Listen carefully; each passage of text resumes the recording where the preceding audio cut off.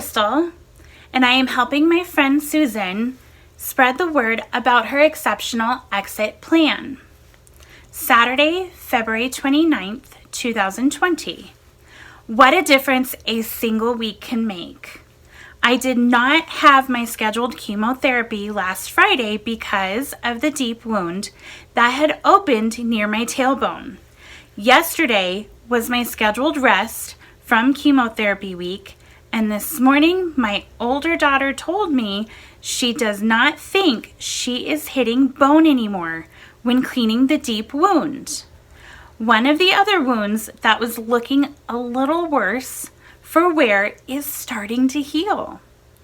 I can heal wounds if we take chemotherapy and steroids out of the mix.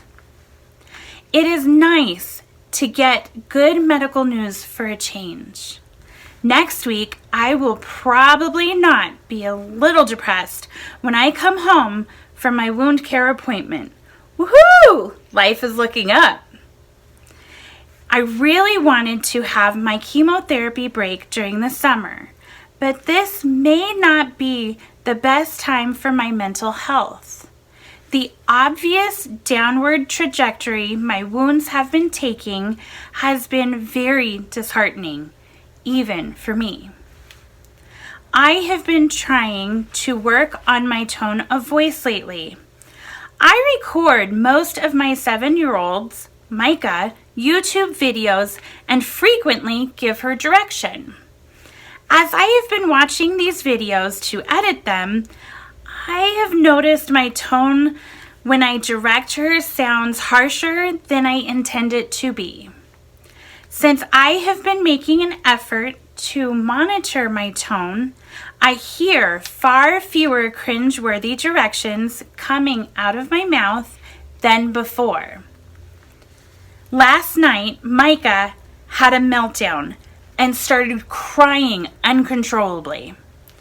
I tried to get her to calm down and tell me what was wrong, but I could not understand what she was saying.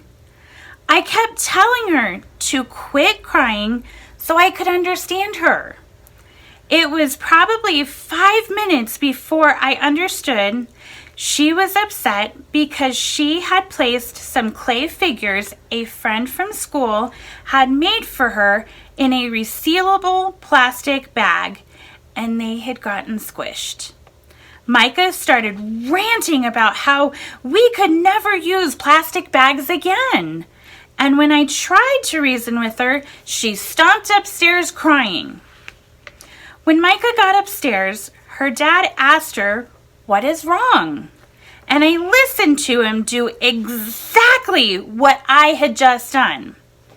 He tried to get her to calm down and tell him what was wrong, but he could not understand what she was saying.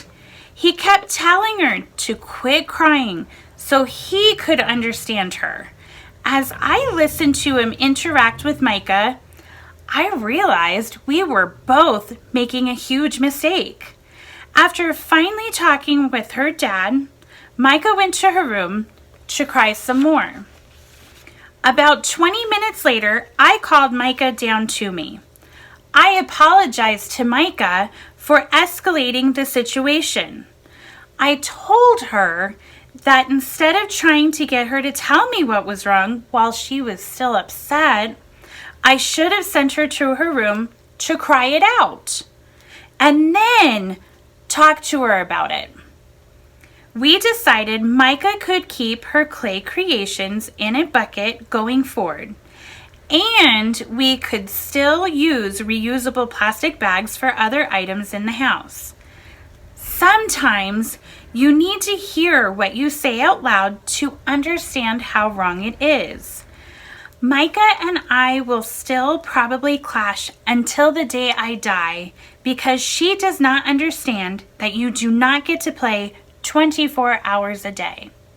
Mika truly believes if I insist she follows the rules, and Mika knows the rules, that I am being mean or I do not respect her feelings.